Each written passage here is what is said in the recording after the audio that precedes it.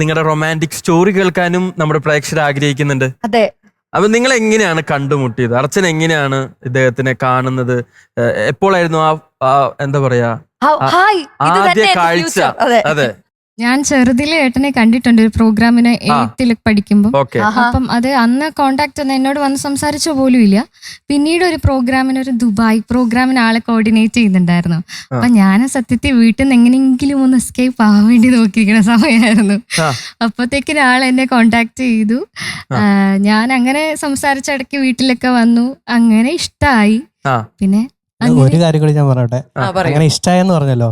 അപ്പൊ ആ സമയം ആള് ക്യാമ്പിലാണ്. അപ്പം ഫ്രണ്ട്സ് NCCയുടെ ക്യാമ്പ് നടക്കുക. അപ്പൊ ക്യാമ്പിൽ നിൽക്കുമ്പം ഫ്രണ്ട്സിന്റെ അടുത്ത് വരുന്നത് ആ കോഴി ഫോൺ ചെയ്യുന്നുണ്ട് എന്ന് പറഞ്ഞിട്ട്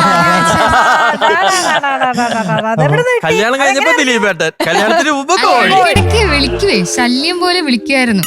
ലാസ്റ്റ് നമ്മളൊരു ഷോ എടുത്തു കഴിഞ്ഞാൽ ഉത്തരവാദിത്തം എന്നും വൈകിട്ട് ഒരേ കാര്യം പറയാനായിട്ട് വിളിക്കും. അപ്പൊ ഞാൻ ഇന്ന് എന്ത് കാര്യമാണത്? I love you. ഷോ നന്നാണല്ലോ. എന്റെ ഉദ്ദേശത്തിൽ ശുദ്ധിയില്ലേ സാർ? ഞാൻ ഇതേപോലെ ഷോ നന്നാവും പലരും വിളിച്ചിട്ട്. എനിക്ക് മനസ്സിലാവും കേട്ടോ. അപ്പൊ വീട്ടുകാർ അറിഞ്ഞപ്പോ എന്താണ് പ്രതികരണം? റിലേഷൻഷിപ്പിലാണെന്നൊന്നും അറിയത്തില്ല.